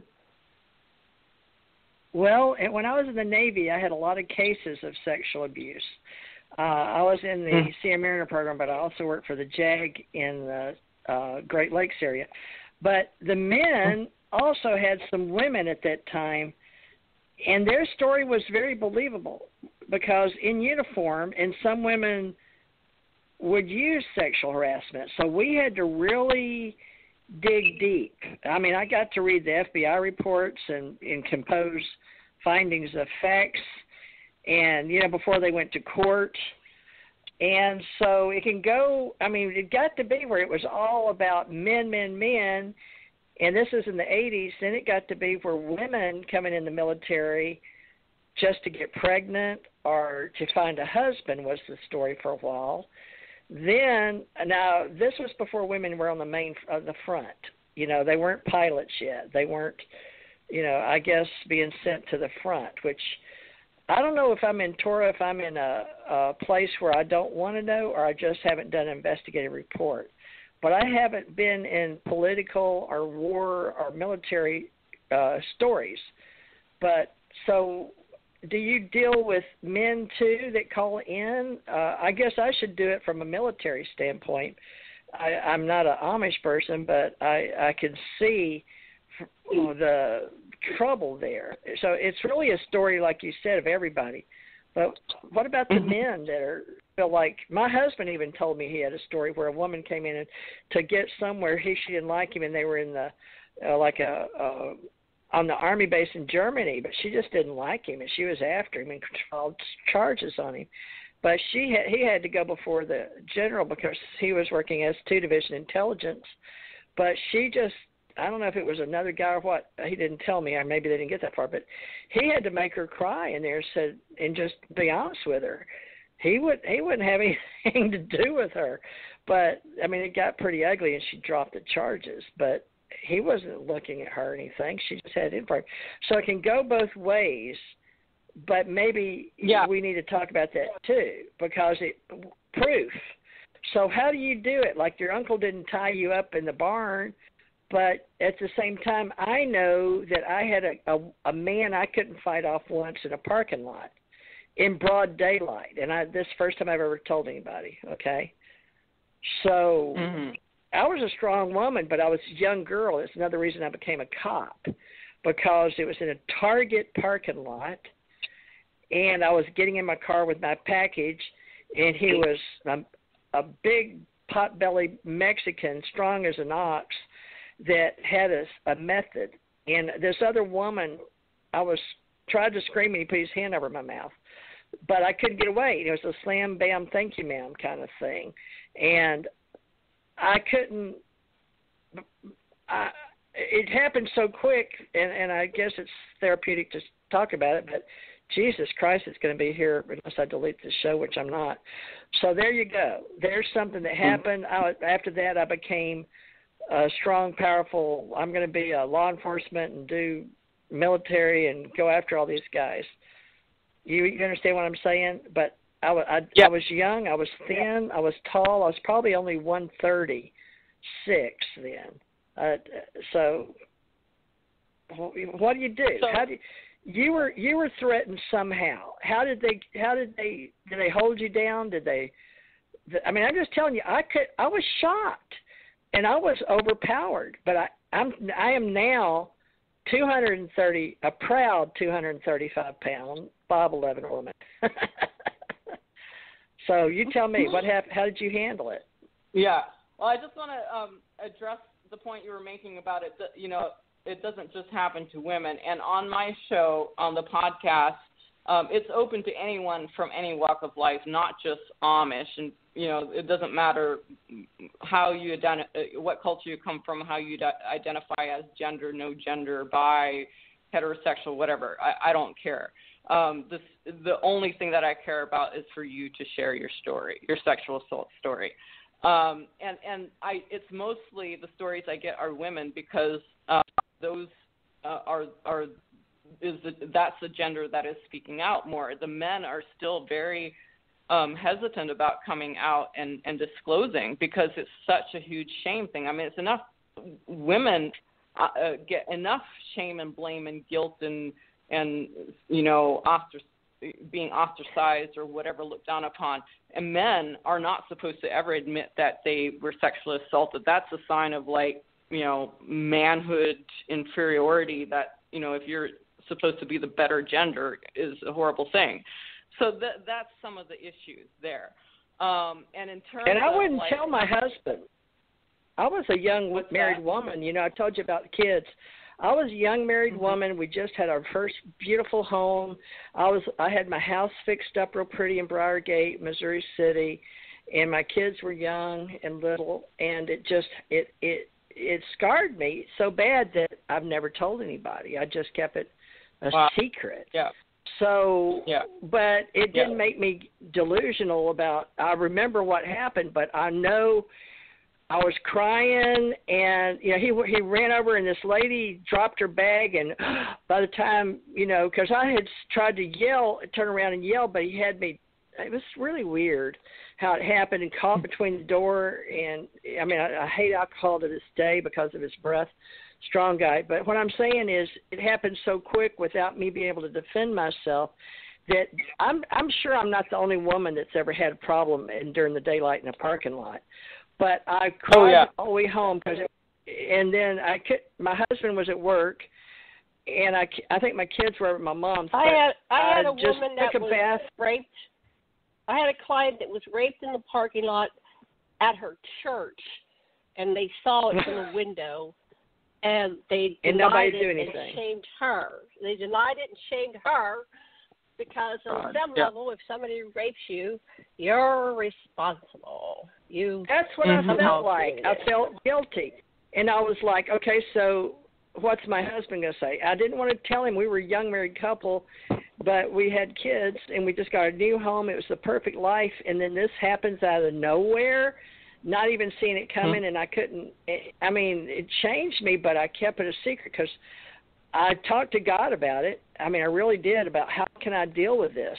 So I'd like to hear how you dealt with it, but obviously you're teaching now. But that was traumatic, but I never told my husband because all I could hear. Now, this is then, folks, not me now. This is me at 66 talking about something that happened to me at 22 maybe. Still young enough to, I only weighed like 130 for most of that time until I had my last kid, and then I gained to 180. Now I weigh 235. But I couldn't tell my husband. So, Torah, you get what I'm saying? Even the man that I was supposed to be the love of my life and having these kids, and I knew him out of school, but I couldn't tell him because I knew in the early 70s it was going to be my fault. It was going to be my fault, and I knew that. I didn't know, and so I never told him. He's dead now. Yeah. So he doesn't know unless he's listening from up there, which could possibly be. So people keep secrets, but I was scared that if I told him, what did you do? I was like, he's going to make it my fault. Yeah. Well, those are common reasons for people not to speak out is depending on what culture or religion or family you come from. To talk about that is you're going to be considered, the problem. Oh, don't bring disgrace and shame to the family. Oh, like that's your fault or some crazy, ridiculous thing like that. And there were no cameras back then. I don't remember in the 70s having cameras outside of stores. It they had them, but I don't remember. I didn't go look for security or anything. I was so embarrassed. It was real quick, and just you button your shorts up or whatever. I don't even know what I had on, but I just know that lady. I looked at her, and he had gotten his truck, sped off, and I'm just stunned. But she got in her car real quick and looked the other way and ran off. And so he's gone, she's gone, and nobody else is around. There was other cars, and I just went home crying and shock and disbelief that just. It was like I couldn't even believe it was so quick. Yeah. All right, so that's it. It's out there, and now I've had to deal with it, and it's out. But that doesn't mean that the rest of my life goes to. I've done my best. It gave me a strength to make sure that never happened again. It never has, folks. Never has since. But it didn't make me hate sex. So here's the other thing. When you come out and men start thinking, oh, they're just horny or they just want sex or they need it. How many times have you heard the women that's the librarian or the school teacher that's not married and they're keep to themselves, and all they need is a good, it reminds me of something Trump would say. I shouldn't say that. Like a slap on the butt, or all she needs is a good, what I'm talking about, like that. There's a subject for a whole show, right there. Say no more. The man at the top. Okay, you get it. Yeah. All right. Well, back to you. Okay. So let's anyway, talk about what you're doing. Traumatized. TJ, as a therapist, you've been going around about this for the last 10, 15 minutes. It sounds like you're still traumatized, and I would highly recommend you look into that. I was shocked that it happened. more with a competent therapist, or whatever. And why? I just blurted it out on why. I just told you and the world. Sure. Okay, so confession is part, That's a big part. That's a big part. The truth That's fine. will I'm not set going to you dwell on it free. either, but I'm just saying there appears to be a lot of charge. And that's a gift. When you find something where you're having a lot of charge, that's cool, Torah. You can did, work on it. She's brave. If you find an issue where you find yourself having a lot of charge, that's a gift. That's a key to what's limiting you and holding you back and keeping you from your total joy and bliss. So nobody likes secrets, so it's out. There you go. Now, Torah. Right there you go. You help people. You have a radio show, folks. The truth will set you free. Go see Torah. So, Torah, your gift is that you're offering a platform, male, female, or other, to do what I just did. I didn't do it for that reason, folks. I just need to get that off my chest. So I'm one of those powerful women that kept secrets all my life. That could be a 20-year story. But, okay, so when these women come to you, do you have them taped? Like this is live, but it's going to be like you call a podcast, right? Yes, it's a podcast. Well, first, TJ, I just wanted to say thank you for sharing this and for saying out loud what happened. I don't know how you feel about it right now, but just know that you've added your voice and it matters, and this is going to help other women who listen to also come out publicly with their stories. And that's really what the purpose is of the podcast that I do, is just you're not alone, and saying what happened is going to restore your power. Yeah, it makes you feel dirty. It makes you feel like you did something wrong even if you didn't. So my point was, at that time I was a little girl. I was young. I was a new mother. But now I'm 66 years old, and I look back, and all I feel, you do the deny. I had enough psychology, folks. Denial, anger, betrayal, DABDA. So what is it? Depression, anger, and acceptance. You know what I'm saying? Depression, anger, betrayal. So what? Denial, anger. Janet, help me out here. You're a therapist. Betrayal, DABDA. I don't then remember. Depression, and then acceptance. It's just the stages. You go through stages, and then the acceptance. I don't remember all the stages. Yeah, acceptance. Yeah, denial, anger, betrayal, depression, and acceptance. That's in the, I guess, all our psychology stuff. So, Torah, let me ask you this. Did you major in psychology or therapy? What's your major in? So my major is in philosophy with a focus on Tibetan Buddhist philosophy, and I also studied, went through lots of different types of therapy for sexual assault and childhood trauma. So I went to traditional therapy with a therapist who specialized in sexual assault. I got very fortunate to have someone who was equipped to help me with it. And then I felt like I hit a ceiling with it, and I then went into other types of therapy. So I learned through like body movement, dance, boxing. I love boxing, self-defense kind of stuff. It made me feel like I could protect myself physically. I couldn't do that when I was assaulted as a teenager. I couldn't fight my uncles off, and I couldn't defend myself. And I realized through therapy that I had blamed myself for what happened, for not protecting the little girl me, which is ridiculous. That's what I felt. Burden to bear. That's There you go. Yeah. Now, Torah, you and I share that. I said that would never happen to me again, so that's how I dealt with it. I didn't ever tell anybody, but that's why I became a law enforcement officer, and that's why I became an investigator, and why I went into martial arts, and why I went into the military. But it also dealt with UFOs and my uncle's work in, and you may want to mention your ET thing just a tiny bit, but we'll have you back. Janet, we can have her back on the ET Experiencer to discuss Stargate and the cosmos. Oh, yeah, there's a lot to talk about. This is a hot topic, and it's very volatile because it resonates. Why, did you hear people. My energy? Yeah, and you haven't even got behind mine yet. But anyway, it's really good to do therapy on it, and I keep saying we got to take it to the highest level, and so that this does not happen to anyone ever again.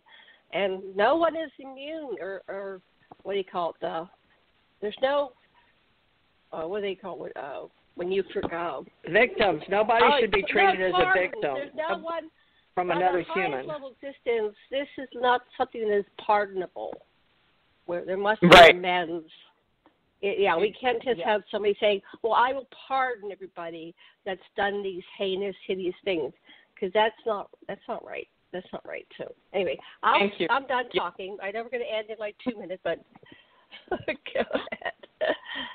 Well, yeah, my whole view on that is that we must enforce, for those of us who have the resources and willpower or whatever, we must enforce justice, because by not making the perpetrators pay the consequences for their crimes, the message they get is that they can keep getting away with it, and that's what helps evil continue to thrive.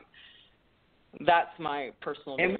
That's it. That's it. You said and it. there are good cops and bad cops, folks. We know that, just like in the movies. You know, half the time we believe what we see in the television shows. But please, Torah, let people know where you came from, your book, and that you've got a voice and you've done this foundation.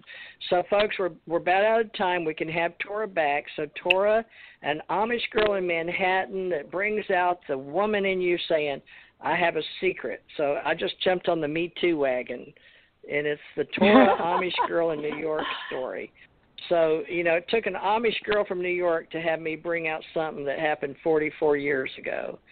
But now it's out. I'm okay with it, and it's strengthening, it's empowering, because I knew why I got so strong as a woman and put on extra weight and got muscular and went and did all these. But you want to tell us the name of your foundation. How you make your money is helping women leverage your traumatic story. Writer mentor. All right. Mention all that again. Okay. And we're going to be out of here. You can find my site at torahbontrager.com, where you can get free chapters of the book. You can check out my nonprofit, the Amish Heritage Foundation. And you can also check out Leverage Your Story, where you can find the podcast and the memoir writing. So I really, my focus is on helping women speak out and own their trauma. Well, you sure did that for me, and I didn't even know that's what you did.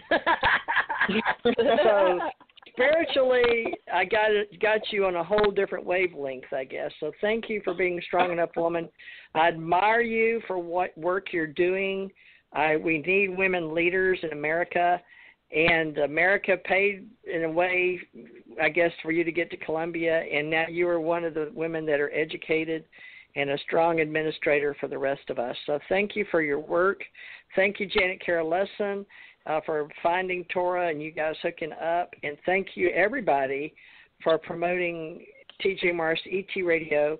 And I guess we want to be known as strong women, but we're also spiritual women. And we're coming out with our truth. So world, be aware. Love and light, everybody. Torah, we'll have you back if it's okay, and we'll promote your stuff. And folks, Stargate to the Cosmos. Yeah, Janet, Stargate to the Cosmos. Okay, Janet, thank you so much. We'll see you Sunday. Torah, we want to have you back Okay. someday on a spiritual show, too. All right? Absolutely. I would love to. Thank you. Okay. Thank you. It's been wonderful. Thank you, Torah. And we'll have you on a website, and we'll put this podcast out now that we've got it recorded. So thank you so much. And I'm trying to find the button right now to get us out of here. Okay. Here we go. We're going to do Sweet Dreams. Love and light, everybody. This is yours truly. Thank you, Torah.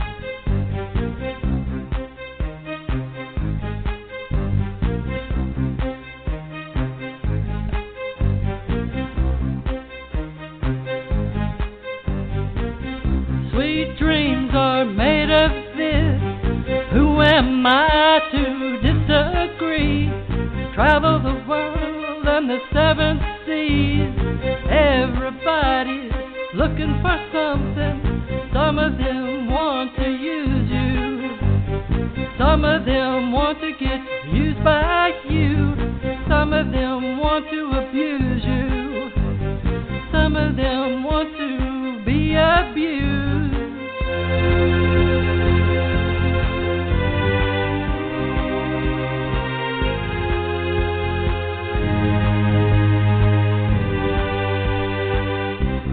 Dreams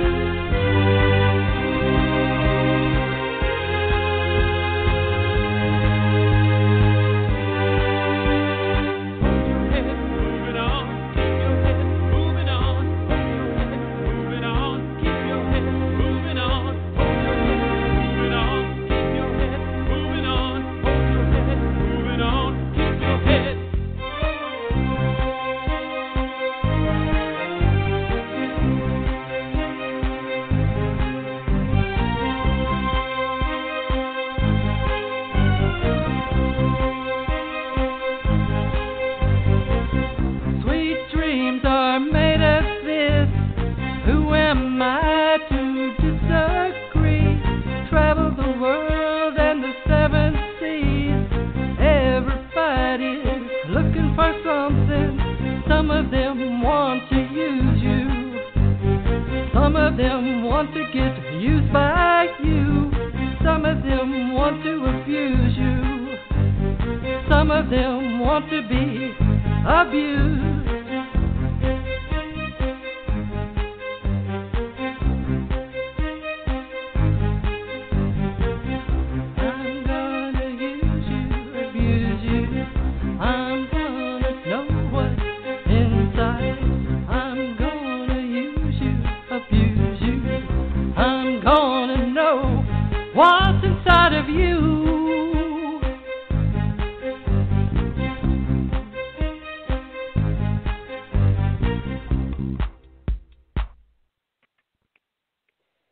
Thank you, everybody, for joining us. Join us Sundays 6 to 8 for our spiritual journey as Universal Life Ministers, 6 to 8. If you want to be an ACO club member, I have Teresa J. Morris Ministries for a reason, and we're non-denominational on Sundays, 6 to 8 Central, that's 7 to 9 Eastern. And we skip Monday and Tuesday, come back Wednesday for Weird Science, Unexplainable Paranormal with Tommy Oxblood. Thursday, Alien Hunters with Daryl Sims and myself and Tommy Oxblood. And then we'll be back here Friday with a guest and Janet Carol Lessin of Hawaii. Maybe more women. Thank you, everybody. God bless.